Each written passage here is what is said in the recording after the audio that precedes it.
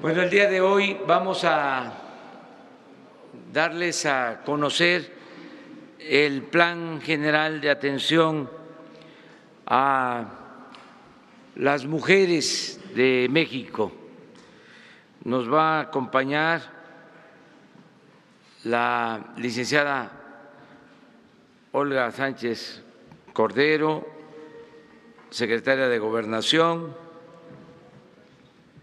y la doctora Nadine Gassmann del Instituto Nacional de las Mujeres,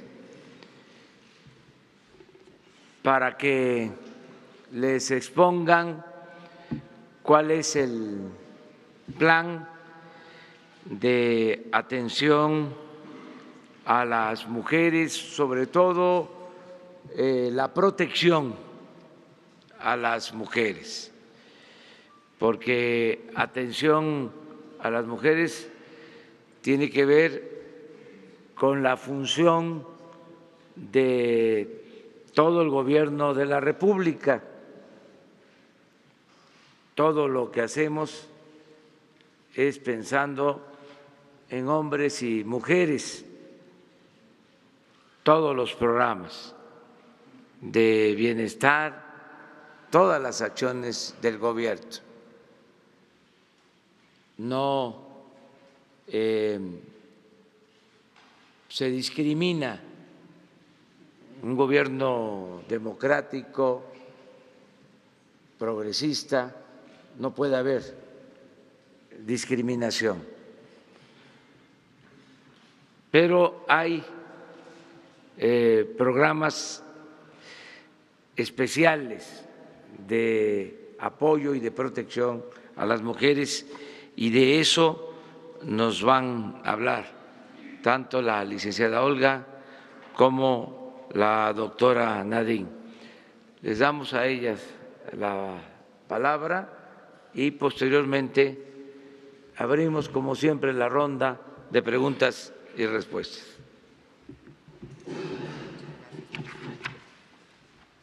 Muy buenos días a todas, a todos ustedes. Pues el día de hoy, como lo acaba de mencionar el señor presidente, vamos a abordar un tema de relevancia nacional que queremos atender en toda su dimensión, y nos estamos refiriendo a la violencia en contra de las mujeres.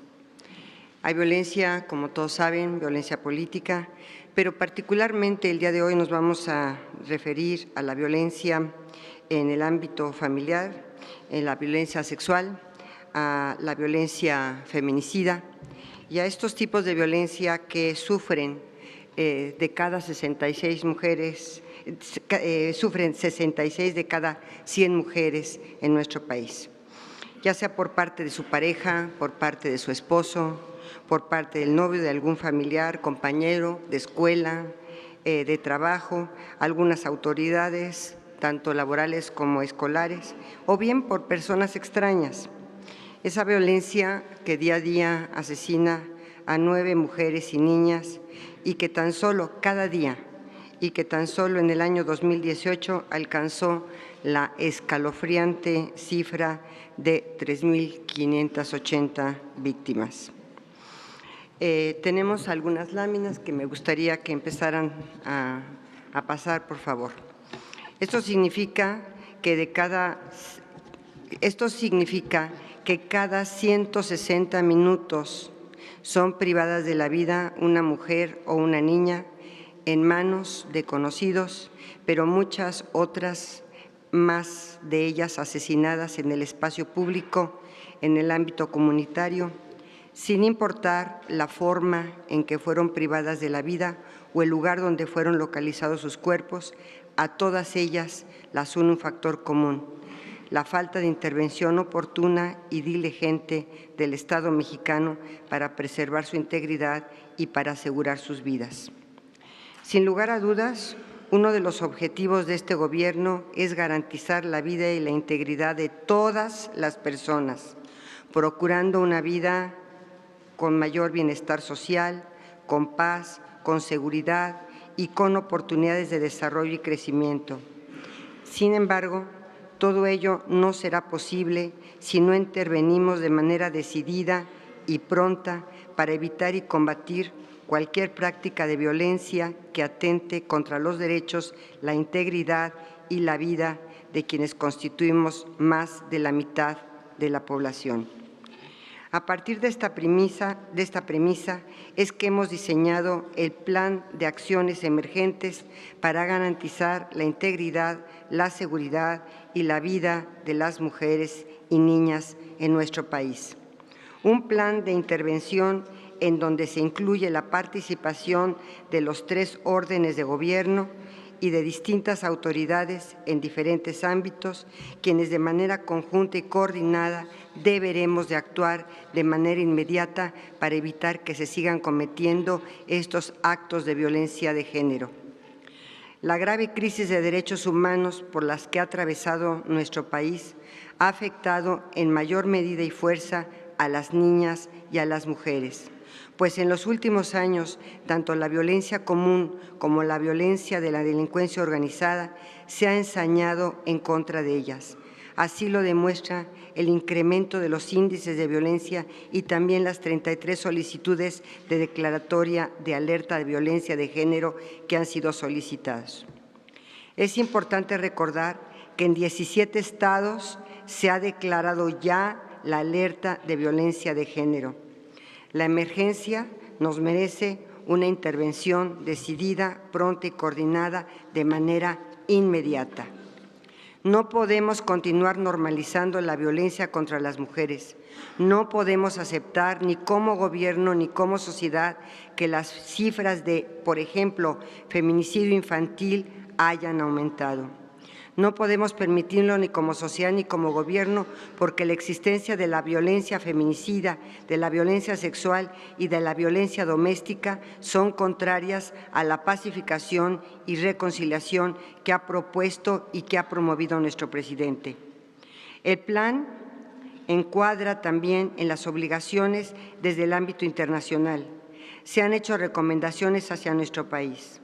Por ejemplo, las que en el año 2018 el Comité de la Convención para la Eliminación de la Discriminación contra la Mujer, la CEDAW, realizó al señalar la necesidad de adoptar medidas urgentes para prevenir las muertes violentas, los asesinatos y las desapariciones forzadas de mujeres, abordando las causas fundamentales de esa violencia, incluida la violencia armada, la delincuencia organizada, el tráfico de drogas, los estereotipos discriminatorios, la pobreza y la migración de las mujeres. Esta recomendación obedece a la evaluación que realizó el Comité CEDAW. México no ha presentado, según este informe y esta recomendación, avances significativos desde el año de 2012. En realidad, se identificó que la violencia contra las mujeres y las niñas se ha incrementado de forma dramática. No debemos dejar de reconocer que en los últimos años se han construido las bases jurídicas por hombres y mujeres comprometidos, como los mecanismos institucionales y una política pública amplia para garantizar el derecho a una vida libre de violencia. Sin embargo, hemos de reconocer también que todo ello no ha tenido su efecto útil, que es el de garantizar la vida y seguridad de las mujeres. Este plan de acciones emergentes que hoy se presenta solo es un primer paso de muchos más que desde el punto de partida de una carrera de largo aliento en donde nos motivan nuestras convicciones, pero nos comprometen sobre todo nuestras responsabilidades públicas. Cuando fui designada para estar al frente de la Secretaría de Gobernación por el señor presidente, señalé que era la primera vez en la historia que la política interior de México sería vista desde la perspectiva y la mirada de las mujeres y de las niñas. Hoy reitero esta expresión y añadiría que además de la política interior, la política en materia de seguridad y justicia también debe de tener una mirada y un rostro de mujer, pues solo incorporando esta visión podremos entender lo que necesita más de la mitad de la población de nuestro país. No basta entonces con entender, debemos de comprender de forma integral la realidad de las mujeres y las niñas para estar en condiciones de trabajar, para defender, asegurar, promover, respetar y garantizar plenamente sus derechos. Me permito presentar a la titular del Instituto Nacional de las Mujeres, la doctora Nadine Gassman, quien dará los pormenores y las acciones que hoy se presentan. Muchas gracias.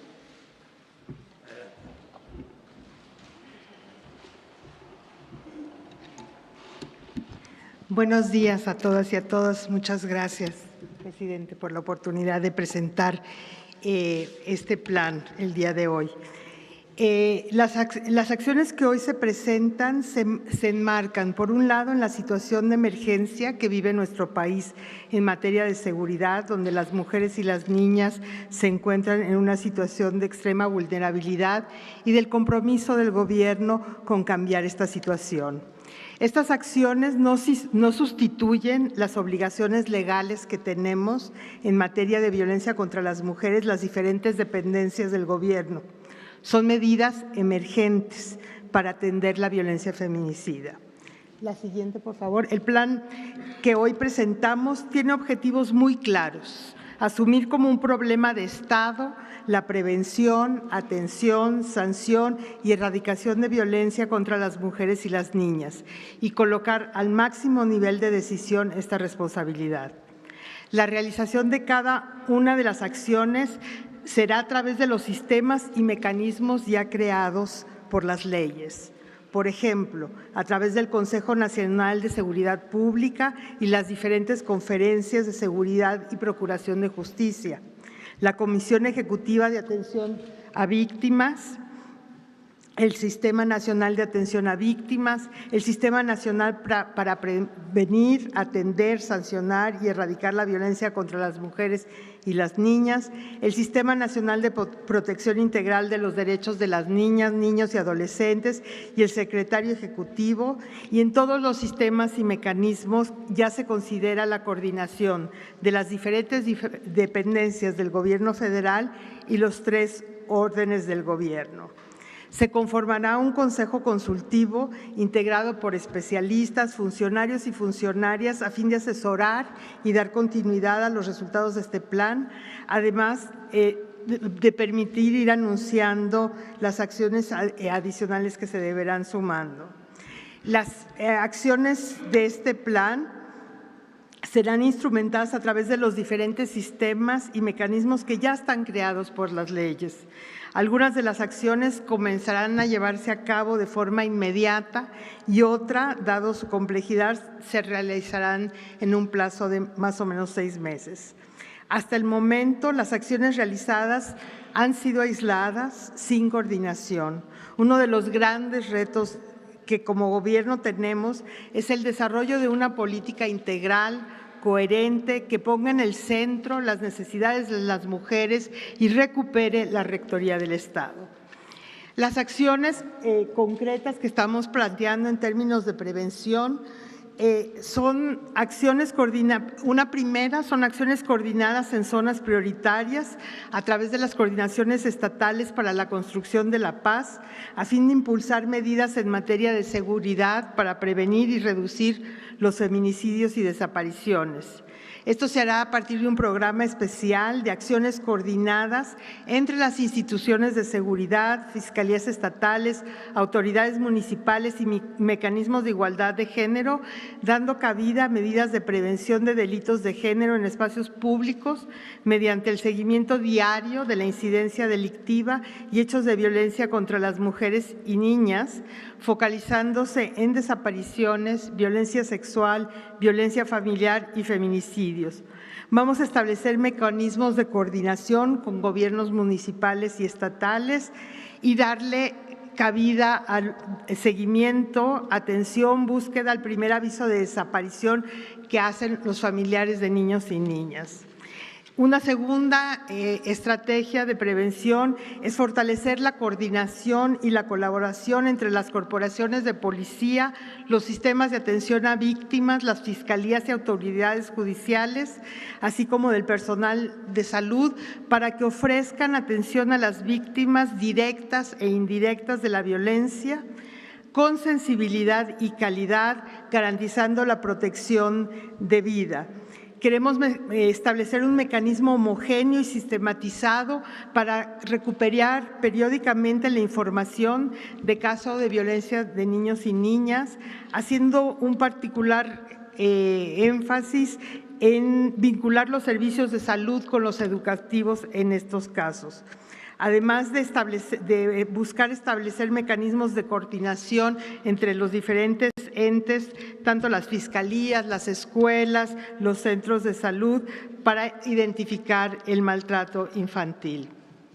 Una tercera área de prevención para atajar la violencia y los delitos de género en el espacio público y comunitario es integrar una estrategia de ordenamiento territorial y de política de desarrollo urbano con una estrategia de ciudades seguras y espacios libres de violencia, en coordinación y buscando la participación de los gobiernos municipales y identificando las zonas de riesgos para las mujeres y las niñas. Algunos ejemplos de lo que vamos a hacer es un registro nacional del transporte público concesionario, dar seguimiento y vigilancia de los espacios donde estos tipos de delitos suceden, por ejemplo, hoteles, lugares de hospedaje, desarrollar aplicaciones de teléfonos móviles y páginas web, así como otros dispositivos para que las mujeres de todas las edades puedan identificar zonas de alto riesgo y las instituciones públicas puedan tener una acción más inmediata.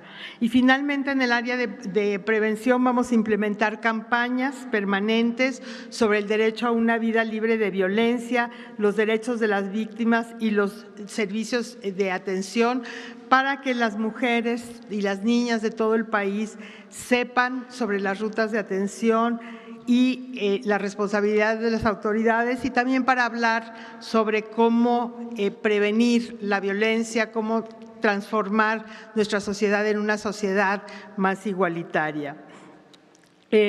Vamos a hacer la siguiente, por favor. Una revisión de los registros de casos de violencia y delitos contra mujeres y niñas por parte de las fiscalías, procuradurías y secretarías de seguridad y entidades federativas. La idea es hacer una auditoría de los casos de feminicidio, violencia sexual, violencia familiar y desapariciones, para identificar líneas de investigación que se requieran, para identificar a las víctimas indirectas, ver los vacíos, deficiencias en las investigaciones y las medidas para subsanarlas.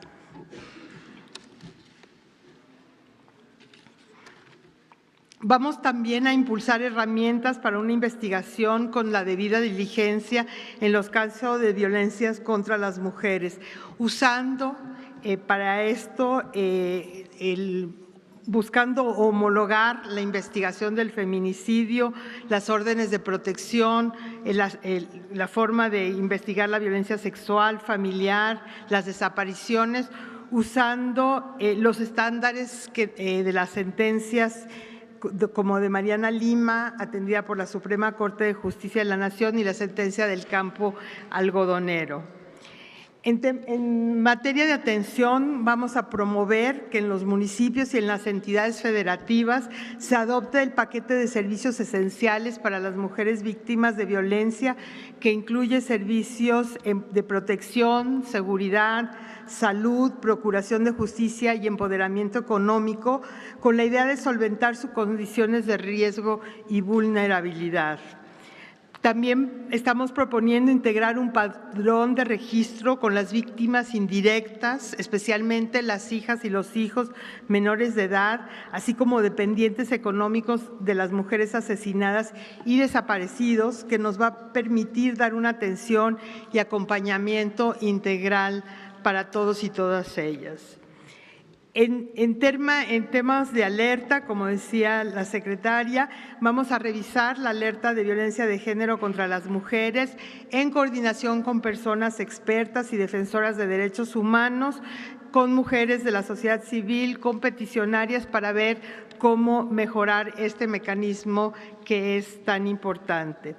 Y vamos a presentar un paquete de reformas a la legislación para fortalecer la estrategia para prevenir, investigar, sancionar y reparar la violencia contra las mujeres, donde tenemos propuestas de iniciativa de reforma integral en materia de la Ley de Acceso a las Mujeres a una Vida Libre de Violencia, una reforma para fortalecer la supervisión de las escuelas y el sector salud en los casos de niñas y niños víctimas de violencia, reformas para establecer sanciones a servidores y servidoras públicas que sean omisos o negligentes y la adopción, el cumplimiento de una de las recomendaciones de la CEDAW de avanzar en la adopción de un código penal único para fin de homologar los delitos que se cometen contra las mujeres y niñas en el país.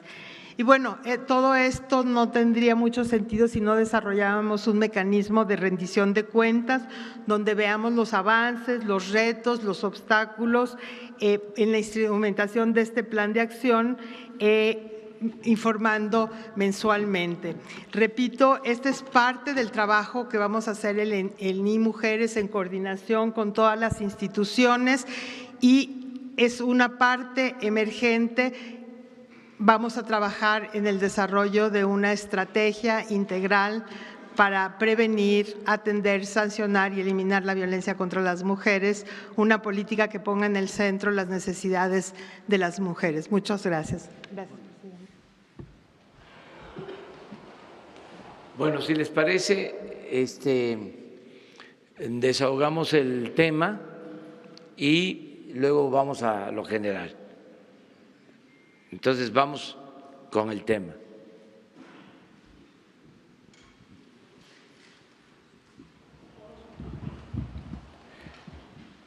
No nos va a costar ahora mucho trabajo la elección. Van a ser puras mujeres. Buenos días. De la Agencia Informativa de Educación de México, Televisión Educativa. Preguntarle a la doctora Nadine si nos puede detallar el punto número 2 sobre la educación que se dará en las escuelas, principalmente a los niños.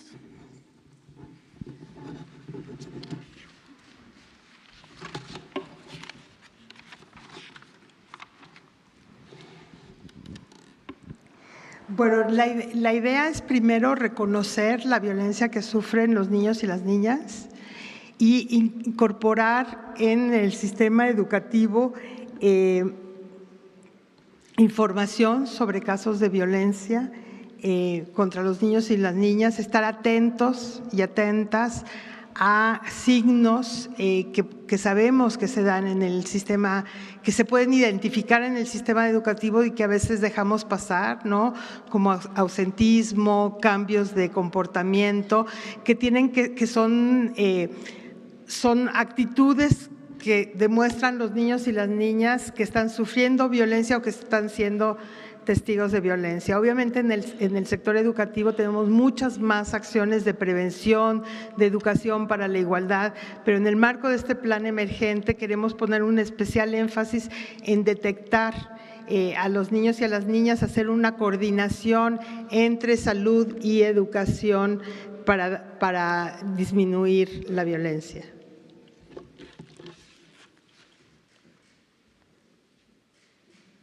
¿Yo? Bueno, wow. Vamos. Buenos días, doctora. Rocío Méndez, Noticias MBS.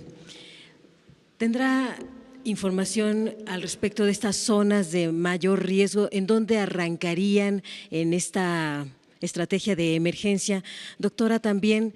Finalmente, cuando usted destaca que el Estado va a asumir su responsabilidad ante circunstancias de riesgo para las mujeres, ¿qué va a pasar en concreto con los refugios o hacia dónde van a acudir estas señoras que todavía con sus hijos tienen necesidad de este tipo de protección, pero dadas las decisiones que ha tomado el presente gobierno, ya no van a contar con el refugio a donde acudían?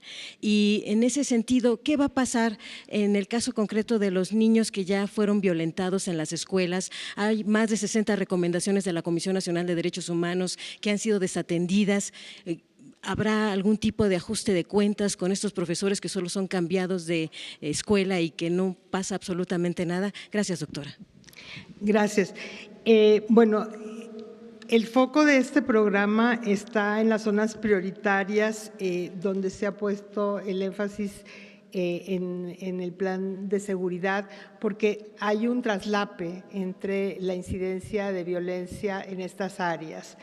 En relación a los refugios, los refugios siguen funcionando, ¿sí? Hay un compromiso del gobierno de mantener los servicios, pero con la rectoría del Estado.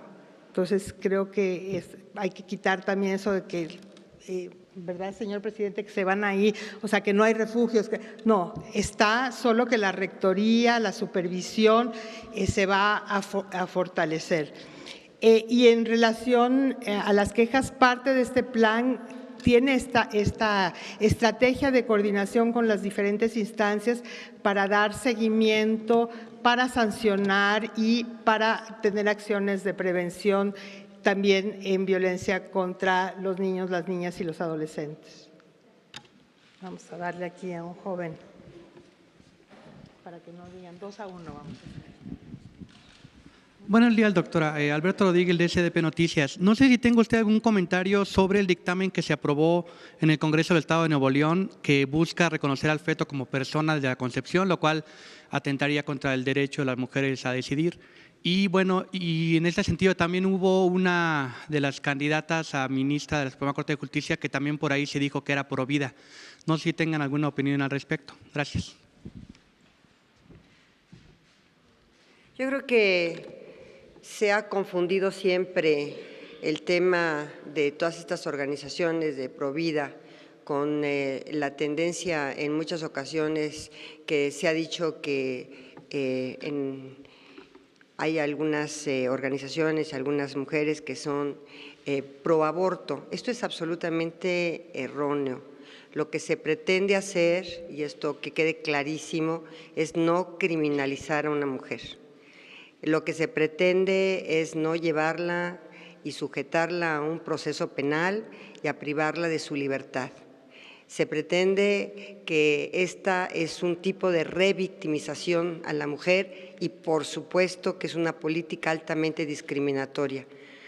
Entonces yo, y como ustedes saben, he tenido esta posición desde hace muchísimos años, porque yo no podría ver criminalizando a una mujer por una situación de esta naturaleza. A veces el aborto es un aborto natural, ni siquiera provocado, y sin embargo hay hoy mujeres que están privadas de su libertad por esta situación. Entonces los temas son muy puntuales.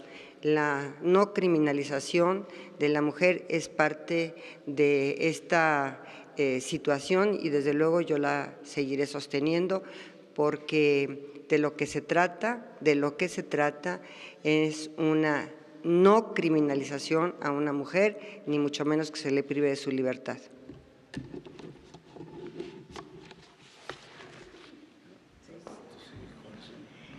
Allá atrás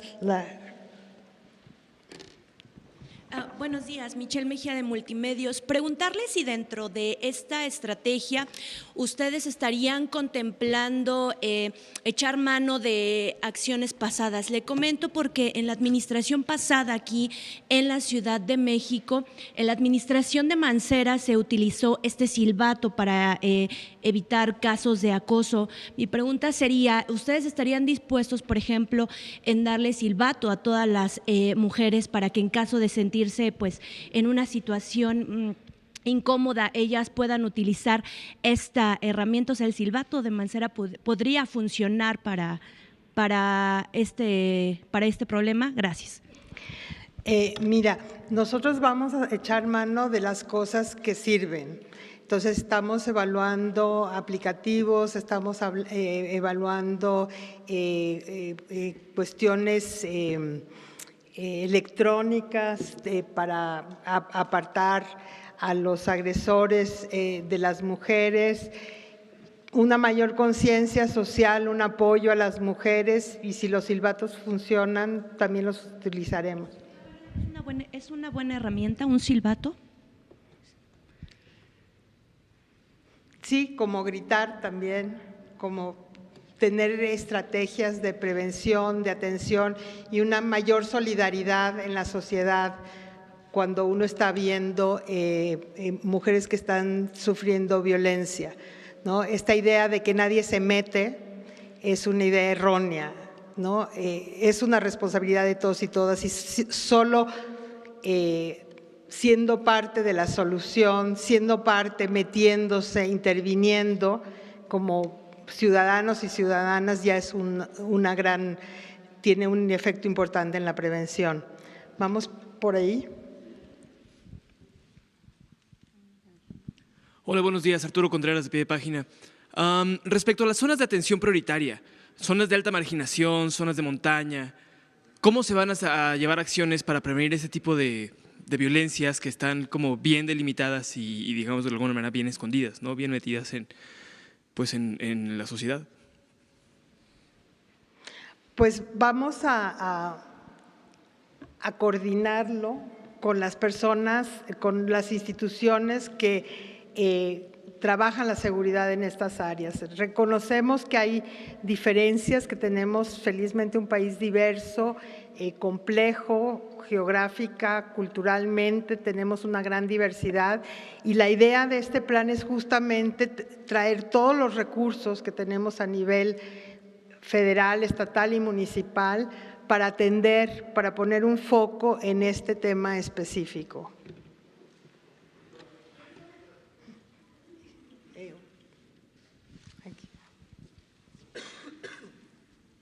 No, la señora que está. Buenos días, Noemí Gutiérrez de Efecto TV. Nada más preguntarle en este caso de las aplicaciones si ya están analizando algún esquema o cómo lo van a popularizar, sobre todo después de que se han detectado muchos feminicidios, sobre todo en la comunidad adolescente. Gracias. Estamos evaluando, la Secretaría de Seguridad Pública está haciendo algunos desarrollos muy interesantes. Vamos a seguir trabajando en ellos y cuando tengamos los vamos a popularizar, las campañas van a servir también a hablar sobre los instrumentos que estamos creando, las herramientas que tenemos.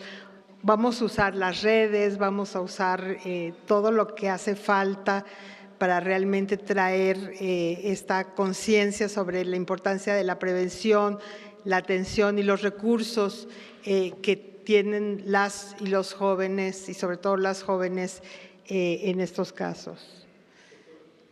Tal vez hasta allá atrás, allá atrás, el señor de…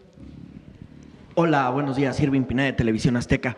Oiga, una preguntota, a ver, ayúdeme a entender el tema de los refugios para mujeres que han sufrido violencia. Usted está diciendo, los va a tomar el Estado. Esto quiere decir, ¿ustedes van a edificar algún tipo de refugios? Se había dicho en días pasados que entonces se les iba a dar literal el dinero, los recursos a las personas que habían sufrido violencia. Entonces, ¿esto va a ser así o más o menos qué es lo que tienen planteado? Porque no sé ni cuántos refugios tengan las organizaciones no gubernamentales, ahí hay varios números, y si ustedes van a edificar o qué es lo que va a pasar y cómo se va a aplicar este plan. A ver si me puede ayudar un poco, por favor. Mire, el tema de los refugios es un tema muy importante. Los refugios son espacios específicos para salvar vidas, para mujeres que están en muy alto riesgo. Los refugios se van a mantener, lo único es que el Estado en esta estrategia que estamos desarrollando de ordenar, de coordinar, de optimizar los recursos, de trabajar de una mejor manera, vamos a trabajar en una estrategia global donde van a estar contemplados los refugios. Hoy por hoy los refugios que están, o sea, está una convocatoria abierta y lo único que vamos a fortalecer es la Rectoría del Estado.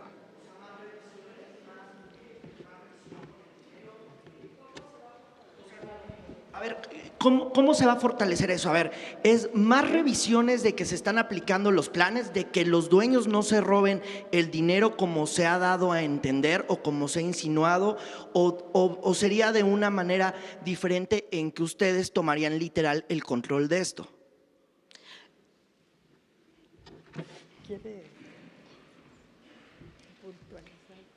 A ver, yo creo que en este tiempo tenemos un Estado que ha sido prácticamente, un Estado social que ha sido prácticamente desmantelado en su principal obligación y en su principal,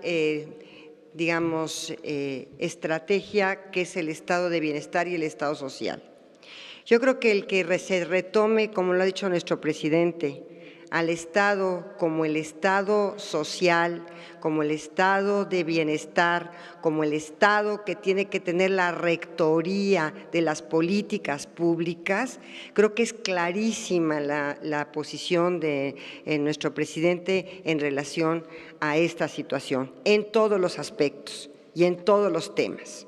Volver nuevamente al Estado social, volver nuevamente a la rectoría del Estado es lo que este gobierno está empeñado en volver a hacer. Bueno, presidente, es mi opinión y por eso estoy aquí con usted. Pero en este tema de los refugios no es un tema como las estancias infantiles, es un tema radicalmente distinto.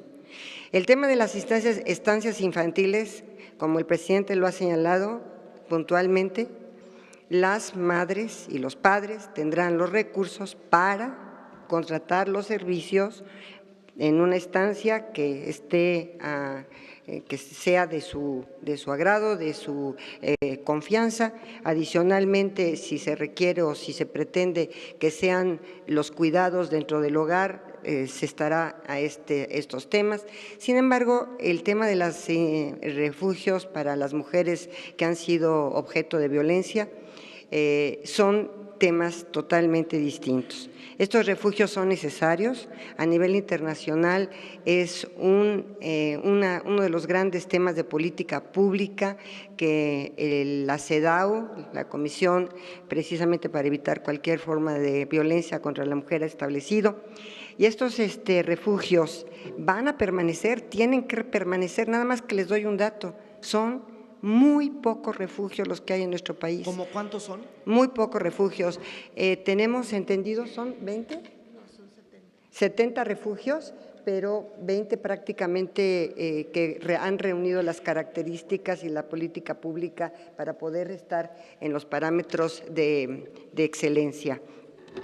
Lo que se va a hacer es que se va a comprometer los 3 niveles de gobierno, sobre todo los municipios, para que efectivamente actúen en esta política de prevención y de refugio para las mujeres violentadas.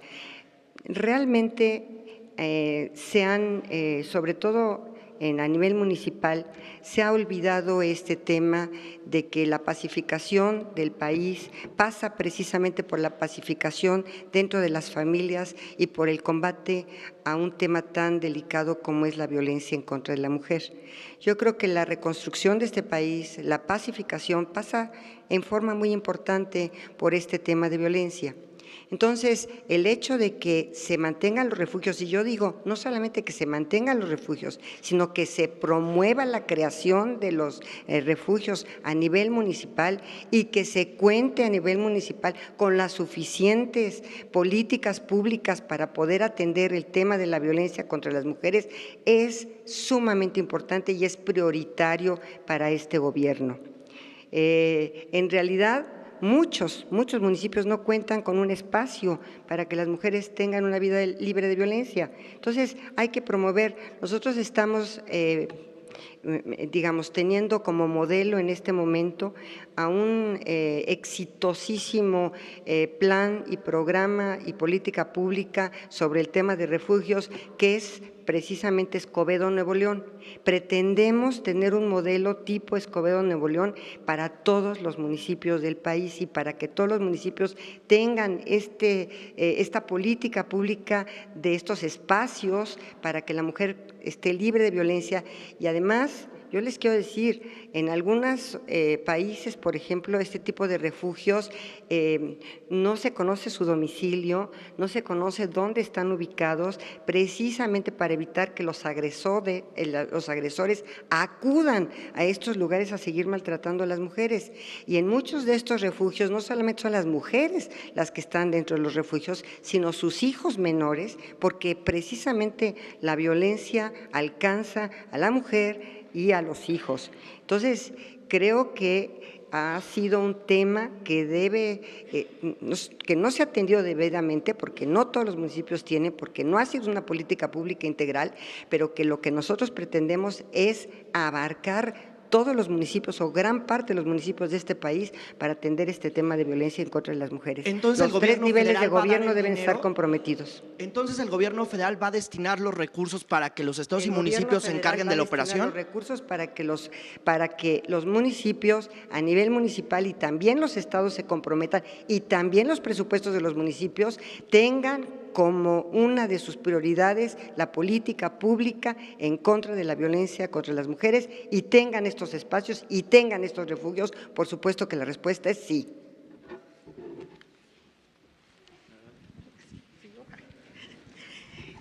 Sí.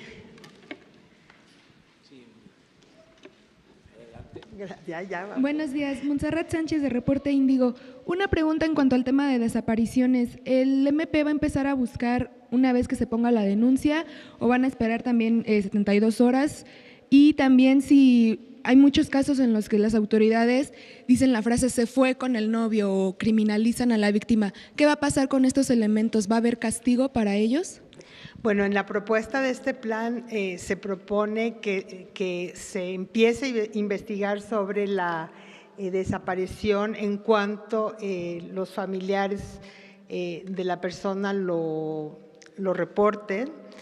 Y sí, parte del plan, y es una cosa que yo no mencioné, es que vamos a trabajar mucho con los servidores y las servidoras públicas para erradicar estos estereotipos, ¿no? Estas presunciones de qué hacen las jóvenes o los jóvenes o qué hacen las mujeres, etcétera. Y hay una propuesta de sanción que está dentro de nuestro paquete legislativo.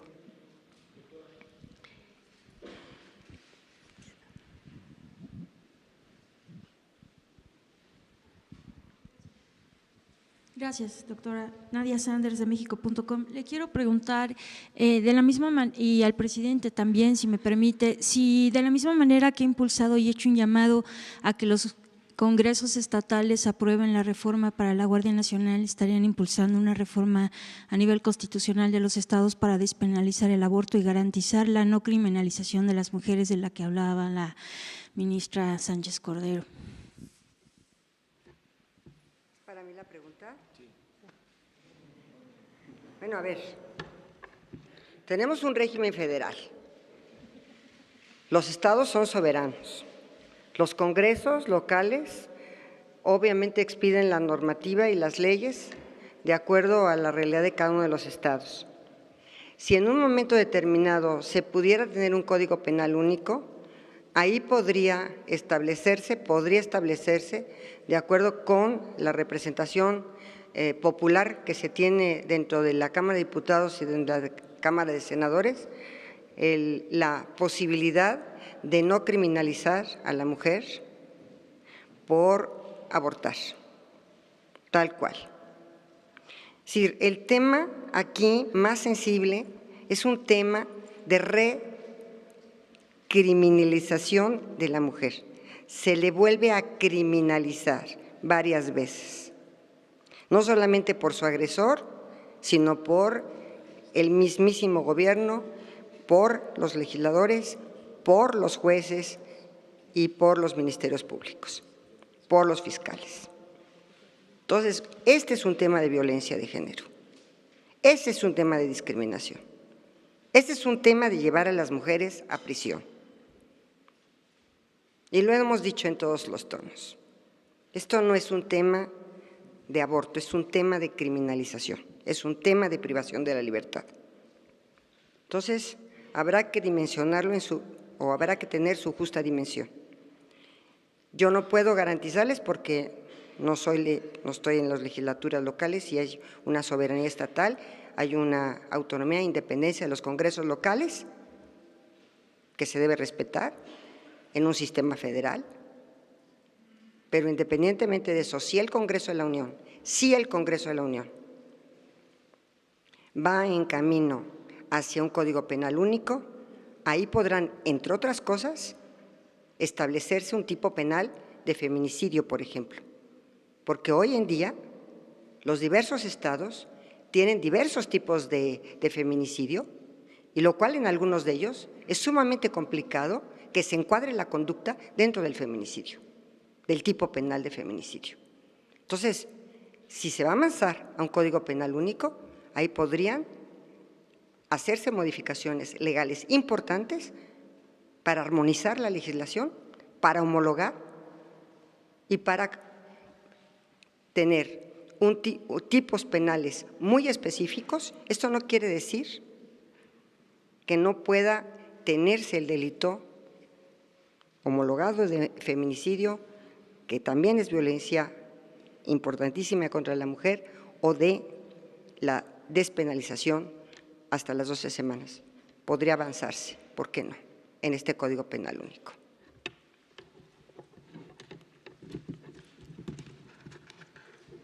A ver, yo no soy la que estoy dando la palabra. A ver, Nadine. Sí. Vicente Serrano, de Sin Censura. ¿Nos pueden compartir la reflexión desde donde se inicia este programa, este plan?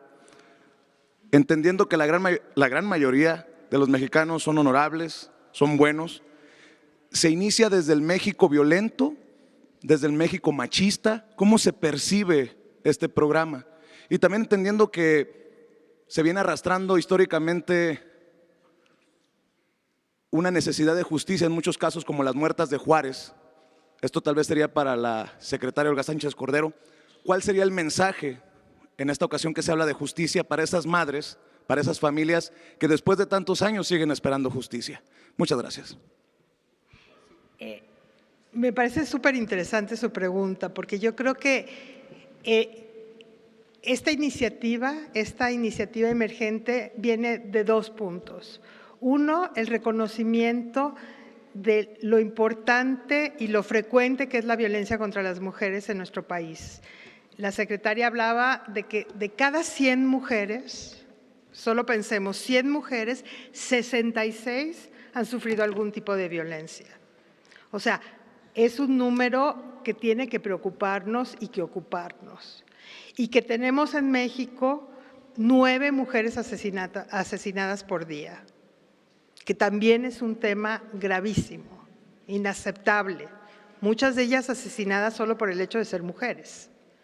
Entonces, es que el tema es un tema importante y que el gobierno del presidente está comprometido en hacer cosas para terminar con este tipo de violencia, que pasan por también transformaciones sociales, por acabar con el machismo, acabar con el patriarcado.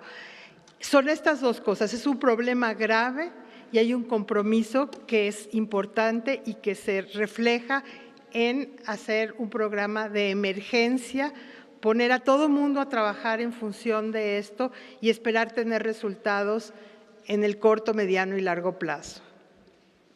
Si me permite, presidente, un momento. La Secretaría de Gobernación está instalando ya en este momento una unidad completa de fortalecimiento al sistema de justicia, tanto de procuración como de impartición de justicia. Quiero compartirles que adicionalmente a la a través de convenios al fortalecimiento de las fiscalías de los diversos estados, como de los tribunales, a través de los convenios que podamos realizar con las diversas entidades federativas, con los diversos estados, va a estar implementándose una mesa de atención a la justicia. Es decir, las causas penales que por alguna razón no han sido debidamente atendidas por determinadas procuradurías, estaremos atendiéndolas dentro de la Secretaría de Gobernación. Asimismo, también esta Mesa de Justicia y Reconciliación habrá de atender a aquellas personas, hombres y mujeres, privados de su libertad injustamente o que por años no hayan obtenido una sentencia condenatoria o una sentencia absolutoria. Estamos empeñados en llevar a cabo estas mesas en tanto que se establezca la unidad de fortalecimiento al sistema de justicia.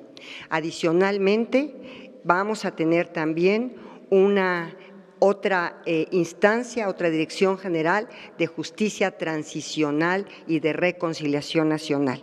Esta es una unidad que nunca ha existido dentro de la Secretaría de Gobernación y estamos por implementarla en los próximos probablemente 2 meses, en donde ya se establezca esta mesa de justicia.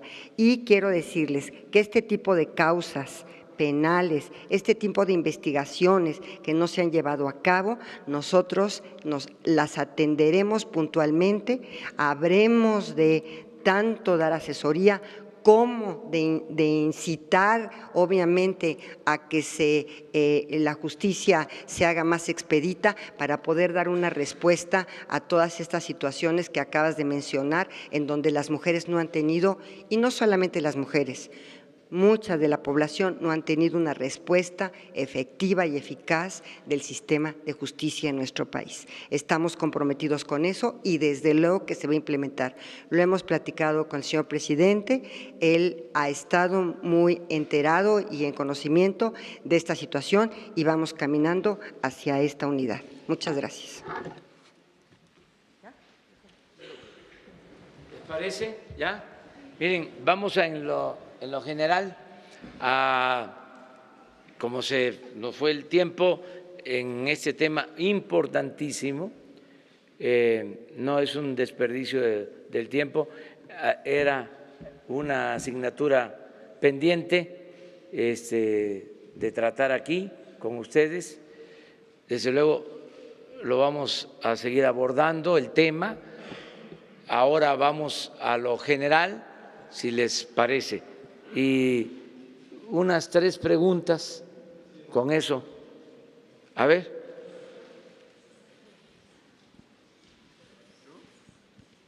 ¿Los dos? Gracias. Señor presidente, Nancy Rodríguez de Oro Sólido, hay algunos dirigentes, más bien… Perdón, es que quería hacerle una pregunta si me permite, y luego pasamos con usted, señor presidente. Gracias, discúlpeme, pero es que es importante, disculpe. ¿Qué trabajo se hará con los hombres? Porque ellos también sufren mucho esta violencia, se vuelve un círculo vicioso, ¿no? de destrucción, incluso familiar. ¿Qué trabajo se hará con ellos? Y además sufren mucho ellos también esta violencia. ¿Qué talleres de convivencia, talleres sobre la nueva masculinidad, talleres sobre qué es ser un buen padre, ¿no? Que ha cambiado mucho el rol, cómo se mostrará el cambio de paradigma en cuanto a los nuevos roles, hombres y mujeres? Si me hace favor, y ahorita, presidente, si me permite, y disculpas. Gracias, señor. Como parte de la estrategia integral de prevención de la violencia, por supuesto, tenemos que hablar con los hombres, porque los hombres son 98% de los agresores y tienen que trabajar su masculinidad, tienen que trabajar el concepto de igualdad, tienen que trabajar la resolución no violenta de los conflictos. Entonces, habrá trabajo sobre nuevas masculinidades. Queremos trabajar desde las escuelas el tema de la igualdad, promover una cultura de paz y de resolución no violenta de conflictos.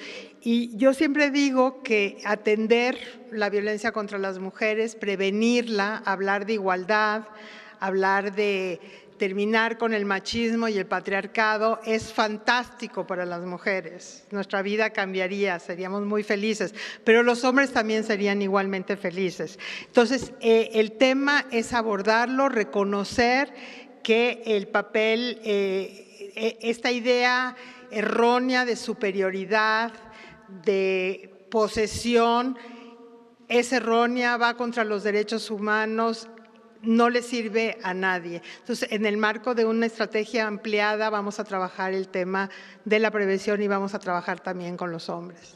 Gracias.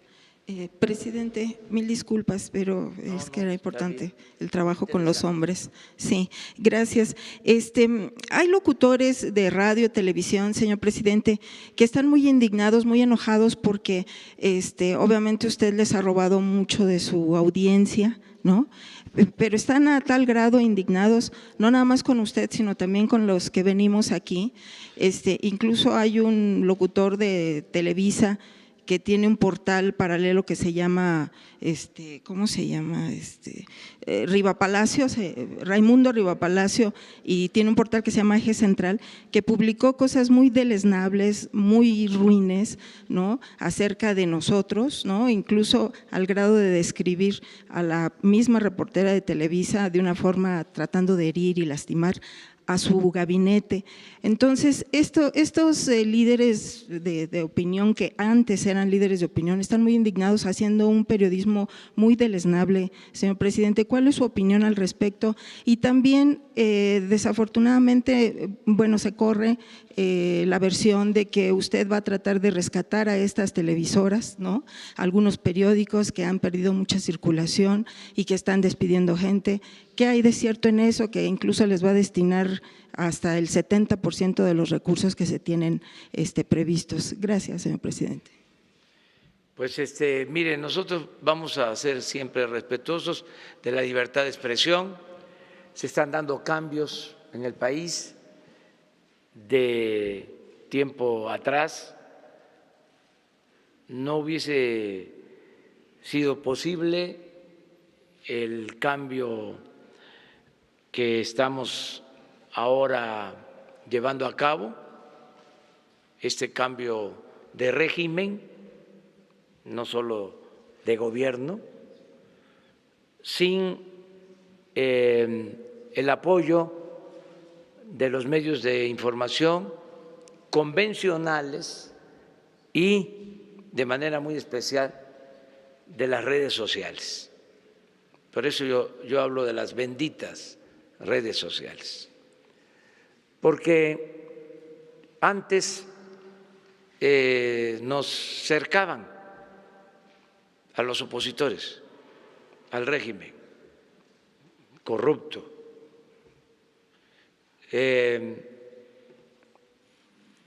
Se silenciaba a los opositores, no se podían saber las cosas.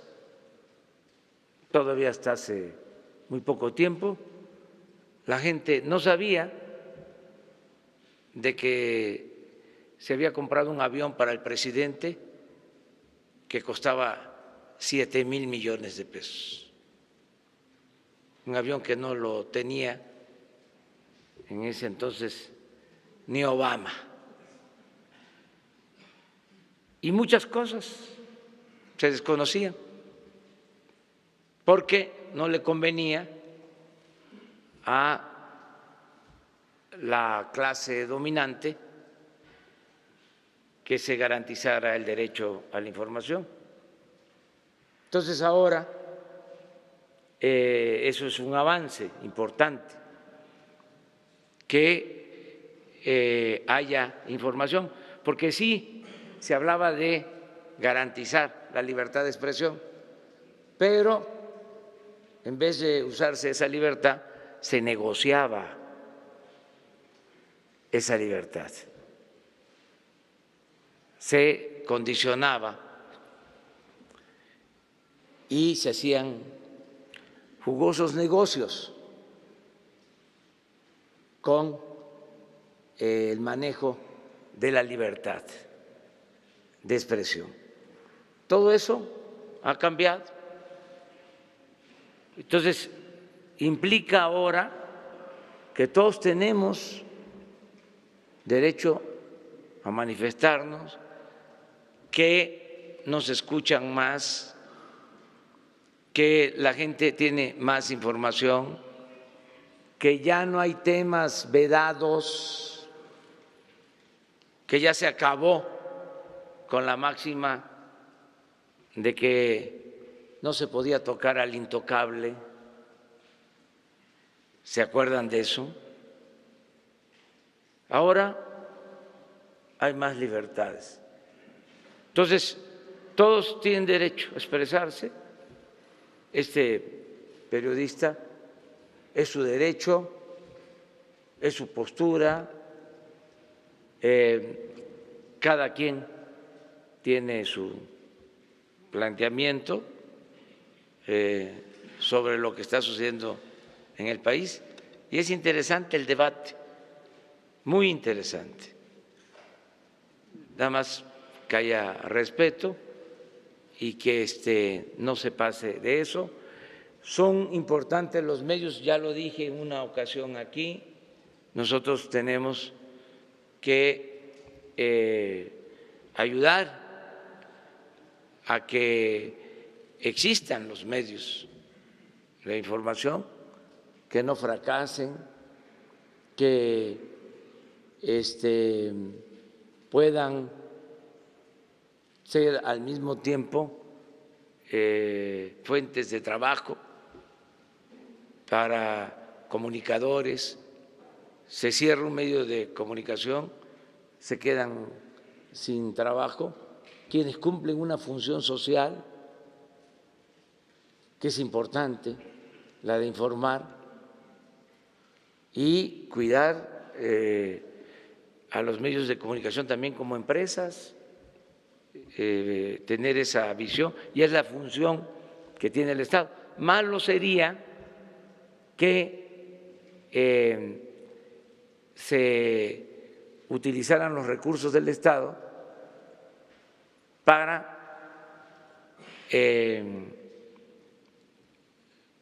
comprar lealtades, comprar conciencias. Eso nunca lo vamos a hacer. Pero sí va a haber un plan de contratación de publicidad para que los medios puedan salir adelante por la función social que realizan. Desde luego, no las cantidades que se destinaban anteriormente, con mucha claridad en la ley de austeridad que hemos propuesto, se estableció que se van a ejercer el 50% de los recursos autorizados en el presupuesto del 2018, en el presupuesto autorizado, porque también había antes la mala costumbre de que autorizaban una cantidad y terminaban ejerciendo el doble o el triple. Entonces, en el plan de austeridad nuestro es la mitad de lo autorizado en el 18. Y esto se va a entregar con toda la transparencia y con un criterio que estamos por definir, que tiene que tomar en cuenta la influencia o la cobertura del medio, su vinculación social, si se trata de una empresa propiamente dicha, o si es una asociación de periodistas, que es distinto. Y sobre todo, señor presidente, que se haga periodismo que construya, porque durante los últimos 30 años se hizo un periodismo a modo, ¿no?, de robo, o sea, de corrupción, y de alguna manera los medios de comunicación también tenemos una función social muy importante. Sí. Entonces, que se haga un periodismo que construya. Vamos a ver eso siempre y cuando se garantice la libertad de expresión en general. Entonces, sí estamos trabajando en eso. Presidente, Agustín Velasco de Uno TV. Perdón. Presidente, sobre esta perspectiva de crecimiento de la Organización para la Cooperación y el Desarrollo Económico, que la baja de 2.5 a 2%, si nos podría comentar algo, por favor. Tengo otras dos preguntas.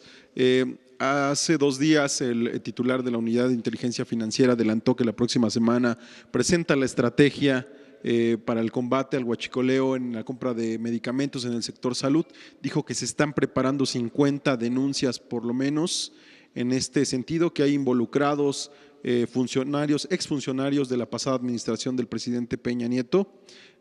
Saber si nos puede adelantar algo al respecto. Y finalmente, sobre esto que se publica hoy, sobre su expediente de la Dirección Federal, ¿qué es cierto y qué no es cierto de lo que se publica hoy sobre su expediente? Gracias. Las tres están bien. Bueno, la primera es…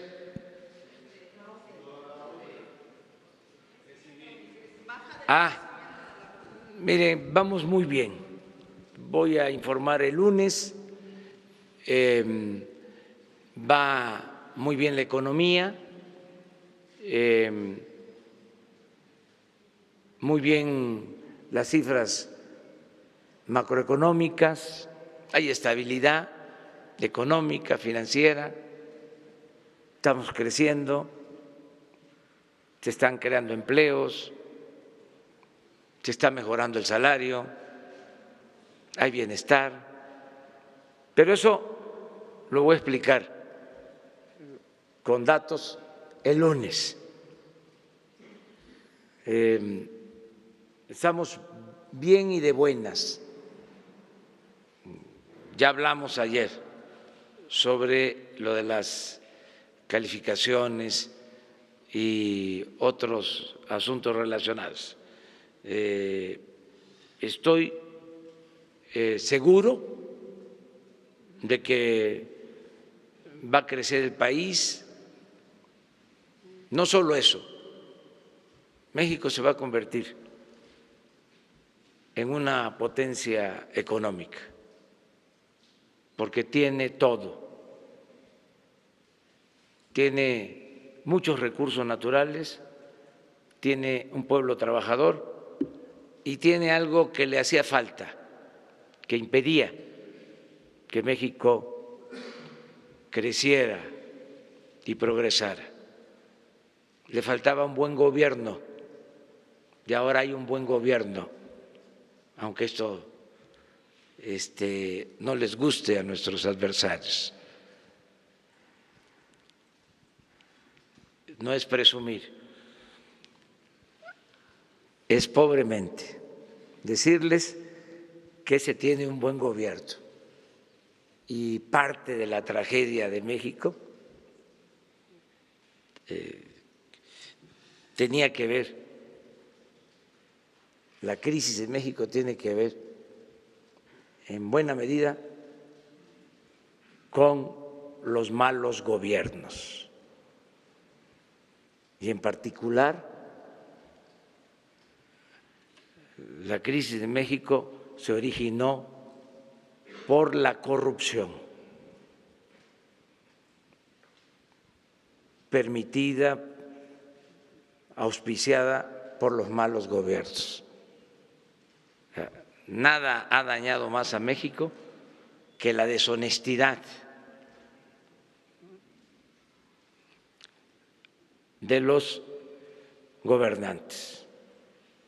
Entonces, estoy muy confiado, si ya no hay corrupción, tolerada, pues va a resurgir México, se va a lograr el renacimiento del país. Sí, es parte de lo mismo. Miren, 4,000 millones de dólares destinados a la compra de medicamentos cada año, alrededor de 80,000 millones de pesos. Y no hay medicinas en los centros de salud, en los hospitales. Y de esos 4,000 millones,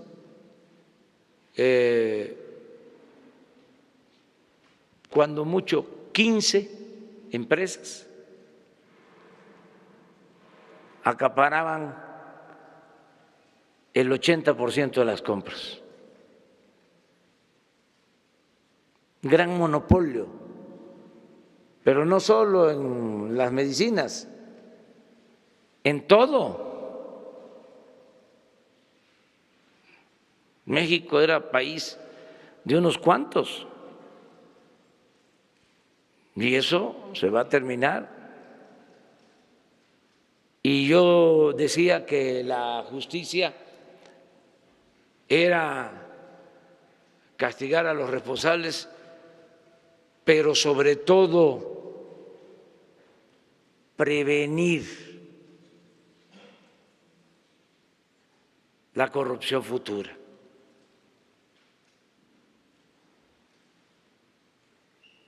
Son dos visiones. Se van a dar a conocer todos estos informes, todas estas denuncias. No solo se van a dar a conocer, se van a entregar a la autoridad competente para que, si se confirman delitos, se castigue.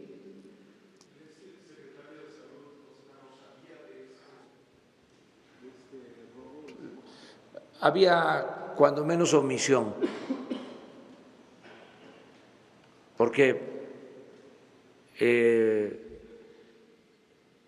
se compraban medicamentos caros y había en el negocio de los medicamentos hasta políticos promoviendo la venta de medicamentos. Ya se van a dar a conocer los nombres de las empresas y también ayuden ustedes, hagan su trabajo, digo con todo respeto y cariño. Hay que hacer la investigación, o sea, para no dejarnos todo a nosotros, ¿no? Aunque tenemos la obligación de transparentar la información. Y acerca de lo tercero, sobre lo del expediente, yo siempre les dije aquí que no todo lo que sale en los expedientes de los opositores es cierto, muchas cosas ahí inventadas. Ahí viene, por ejemplo, que era yo miembro del Partido Comunista cuando fui director del INI, eso lo afirma Miguel Nazararo, el finado Miguel Nazararo, y que yo apoyaba y financiaba a ese partido y a otros de izquierda. Pues no era yo militante del Partido Comunista, pero sí apoyaba yo a los luchadores sociales. Esa nota, ese reporte no obedece a la verdad. Y así otras cosas. Y así como mi expediente, pues hay muchas falsedades en otros expedientes. Se cometieron grandes injusticias por etiquetar a luchadores sociales. Se les reprimió mucha gente, campesinos, ni sabían qué era el comunismo y fueron acusados y reprimidos por eso en esos años. Entonces, nunca más un régimen autoritario que persiga a las personas por sus ideales, por su militancia partidista, por sus convicciones. Eso se termina en el país. Por eso la desaparición del Estado Mayor, del CISEN, por eso se cierran las Islas Marías como penal, como cárcel, por eso ya no se espía a nadie, no se escuchan llamadas telefónicas de opositores, porque ya estamos viviendo en una etapa nueva completamente. Y por eso también se abren los archivos, porque me hicieron el planteamiento que mi expediente se reservara, que porque era yo el jefe del Estado y que iba a causar escándalo, polémica, el que Nazararo dijera que era yo dirigente del Partido Comunista hace 40 años. No tengo nada que ocultar y siempre he luchado por mis ideales y por mis principios. Muy bien. Una más. Hey.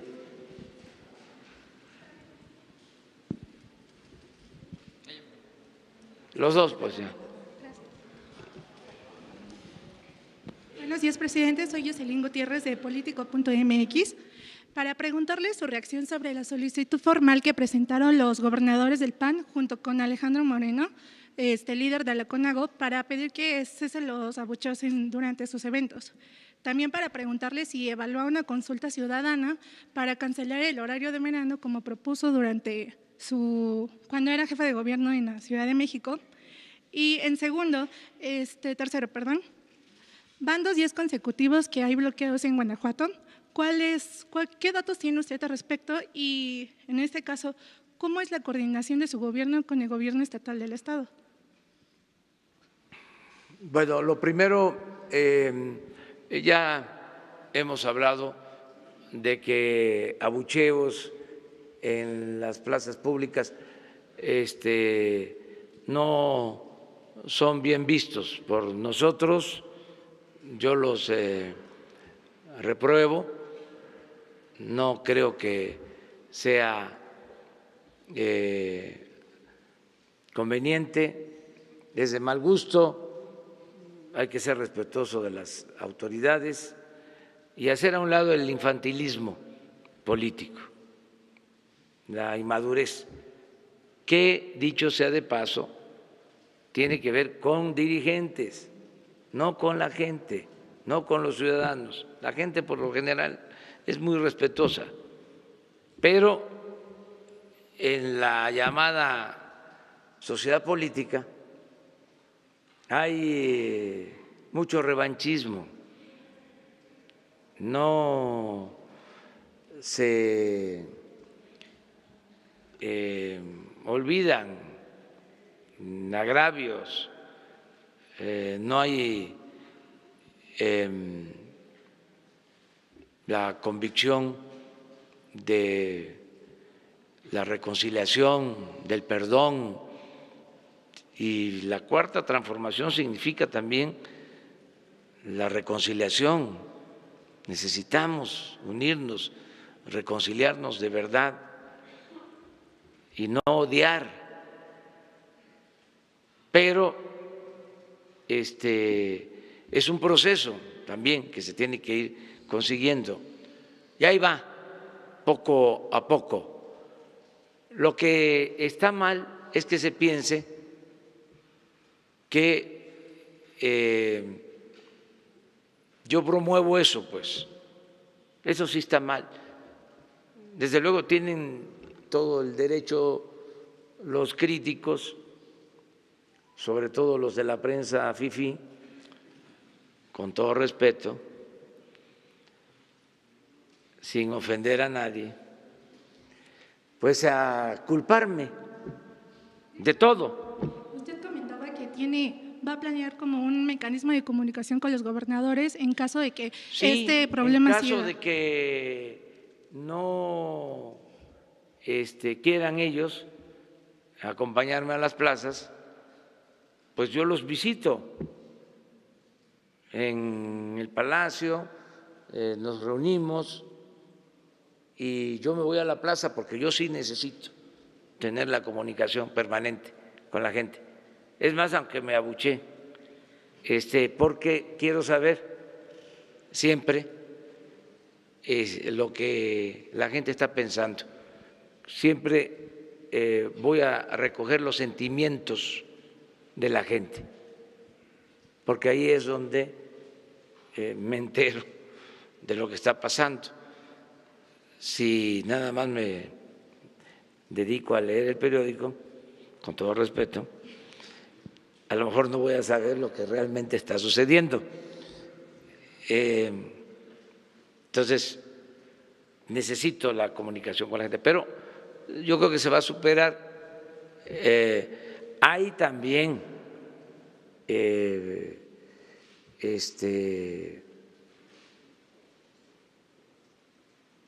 situaciones especiales, pues, si hay como en Baja California Sur una controversia por lo de los taxis con el sistema de Uber. Entonces, los taxistas saben que vamos a estar ahí, pero sobre todo también que ustedes van a estar ahí y les importa, porque si no, ¿cuándo los escuchan? Entonces, por eso también se presentan estas situaciones. Lo otro que me preguntabas. Si planea poner a consulta ciudadana la cancelación del horario de verano, como usted había propuesto cuando fue jefe de gobierno de la Ciudad de México. En cuanto a las consultas, gobernar es priorizar, política es tiempo. Yo, de los grandes y graves problemas nacionales, estoy dándole más atención a los que considero de mayor importancia por el daño que ocasionan a la sociedad. Por ejemplo, lo número uno es acabar con la corrupción. Ahí estoy, como guardián, cuidando el dinero del presupuesto, que es dinero del pueblo. Porque sé que si acabamos con la corrupción, que ya espero que se termine pronto, que poder decir ya no hay corrupción, lo puedo decir desde ahora, nada más que lo tengo que parafrasear agregando de que ya no hay corrupción tolerada en el gobierno. Pero lo que quisiera es decir, ya no hay corrupción en el gobierno, ni arriba ni abajo. Ese es el objetivo, porque estoy seguro que si acabamos con la corrupción, vamos a poder enfrentar el resto de los problemas. la corrupción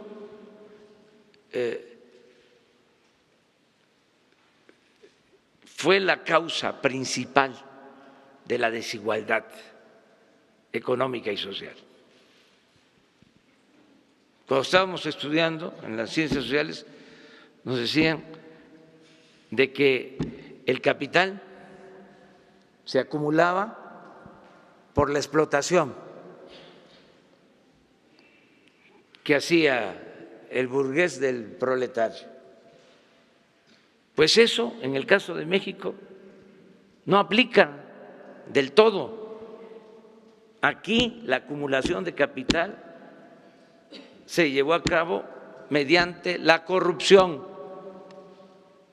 mediante el saqueo. Aquí el maestro Marx no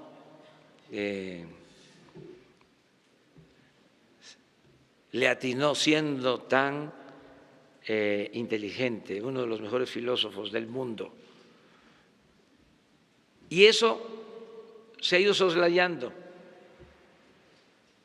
porque así conviene a los saqueadores. Si se hace una encuesta, o si se hacía una encuesta, que ahora ya las cosas han ido cambiando y van a seguir cambiando, y se le preguntaba a la gente, ¿cuál crees tú que sea el principal problema de México? Decía, la falta de educación, el desempleo, la inseguridad, y aparecía la corrupción en los últimos lugares. Y claro que hay un problema de falta de acceso a la educación, y hay desempleo, y hay inseguridad, pero lo que origina todo eso es la corrupción. Entonces, yo estoy ahora ocupado con acabar con la corrupción y con otros temas, que haya bienestar, que se atienda a los jóvenes.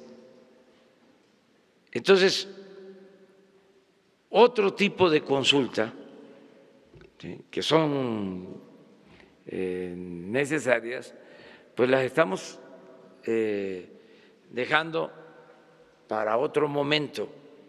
Ahora es no perder el impulso, el mandato que nos dio la gente para acabar con la corrupción y terminar pronto con eso y a otra cosa mariposa.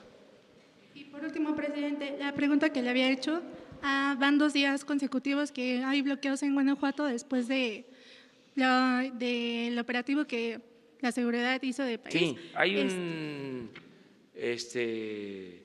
operativo del gobierno de Guanajuato apoyado por el gobierno federal, incluso siguiendo todos los procedimientos legales con la Fiscalía General de la República. Van 2 días con cateos por denuncias de violencia cometida por un grupo que actúa, que opera en Guanajuato y en un municipio en particular. Entonces, ha habido resistencia. Afortunadamente, no ha habido pérdidas de vidas humanas y la gente está dejando de apoyar, porque ayer hablé de que como estrategia las bandas buscaban tener apoyo popular, apoyo de la gente, apoyo de los ciudadanos, se convertían en benefactores, entregaban despensas, repartían dinero, esto en el huachicol y en otras actividades. Lo mismo por el vacío del Estado. El Estado incumplía su responsabilidad social. Entonces, en política no hay vacíos, se llenan. Entonces, eso fue lo que se permitió, se toleró. Ahora el Estado tiene una obligación de atender a la gente, de que el pueblo tenga posibilidades de trabajo, de que tenga buenos ingresos, de que haya bienestar. Y esa es nuestra estrategia básica, fundamental, para garantizar la seguridad pública. En eso estamos.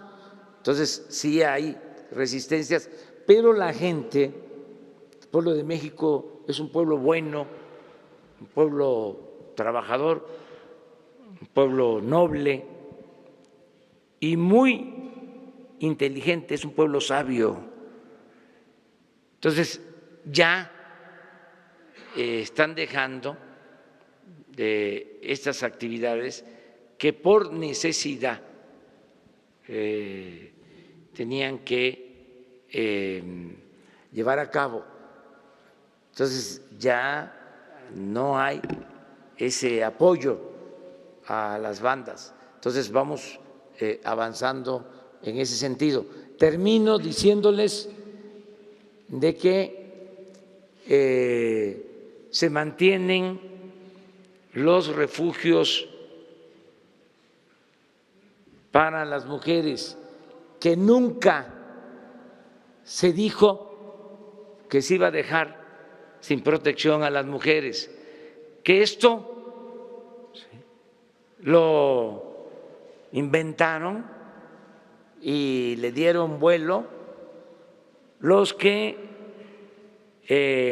no quieren que se termine con el mecanismo que existía de repartir el dinero del presupuesto a distintas organizaciones, que es muy diferente a dejar sin apoyo a las mujeres. Es totalmente distinto, ni a los niños, ni a los ancianos. En el caso de los refugios, cuando pedí el informe, me dieron a conocer que el DIF transfiere alrededor de 300 millones de pesos para estos refugios. Y desde luego que no hay ningún problema. Lo que queremos es que el Estado se ocupe de la protección a las mujeres, a la función social que debe de cumplir el Estado, y que también haya seguimiento, evaluación. ¿En qué quedamos? Entonces, nada más vamos a evaluar a los maestros, porque eso sí le gusta a los conservadores, que se evalúen a los maestros, ¿no? Sí, y es posible que hasta más.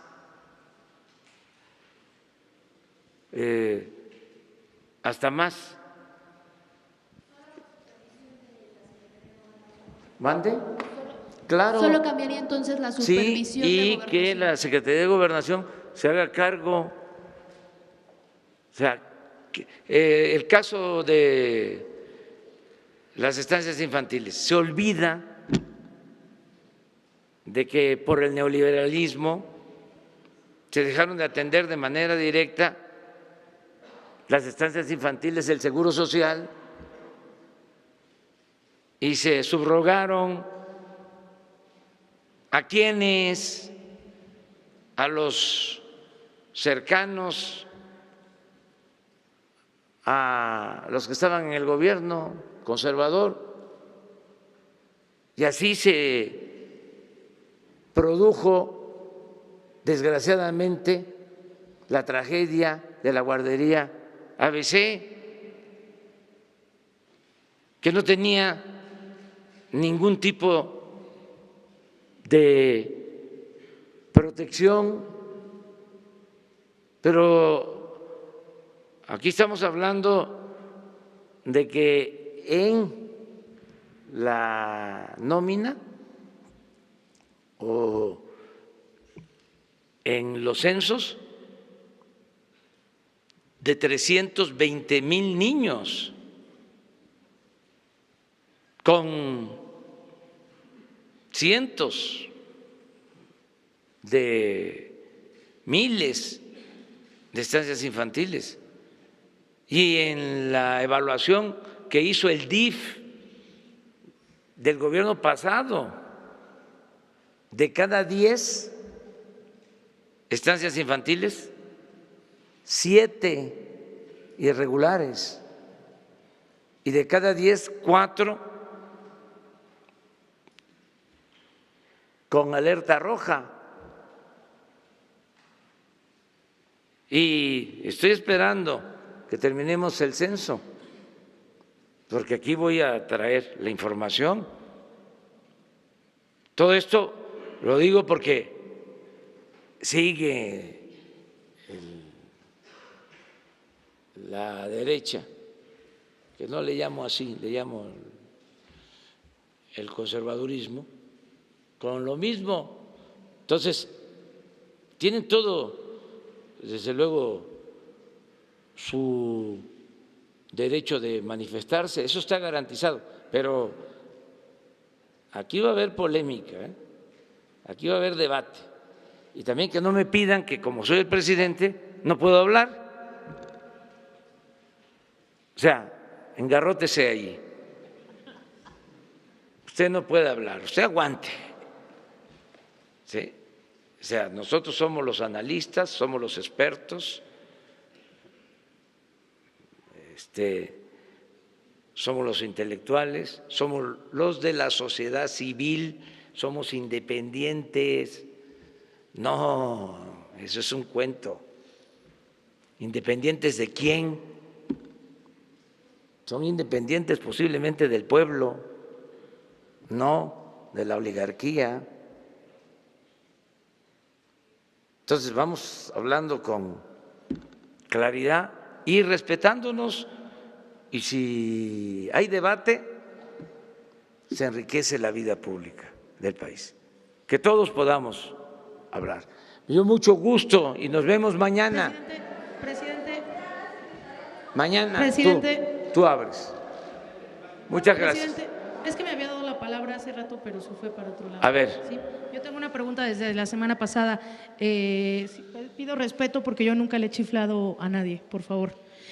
Presidente, hace 10 años, por decreto de Felipe Calderón, el dinero de pronósticos deportivos dejó de destinarse a la asistencia pública. Estos recursos, a pesar de que fueron enviados a la tesorería, pues no se sabe cuál ha sido su destino, e incluso funcionarios de la propia Lotería Nacional señalan que el dinero habría podido terminar en las cuentas de la Fundación de Marta Sahagún. No sé si en su administración ya se está investigando ese caso, si lo van a investigar, y qué estaría pasando entonces con todos los recursos de pronósticos deportivos que tendrían que ser destinados a la asistencia pública. Gracias. Bueno, te contestamos posteriormente, que tengamos información.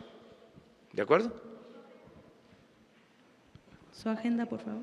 La agenda, hoy tenemos muchas cosas que hacer. Estamos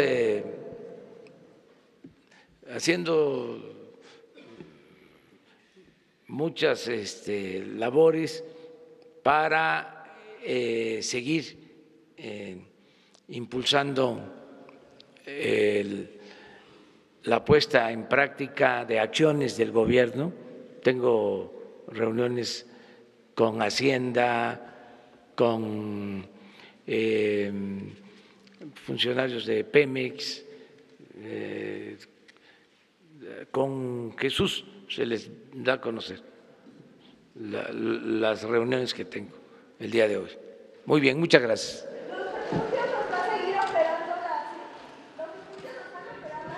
Hay totalmente, sí, es que se ponen de acuerdo el DIF, están de acuerdo en Gobernación y también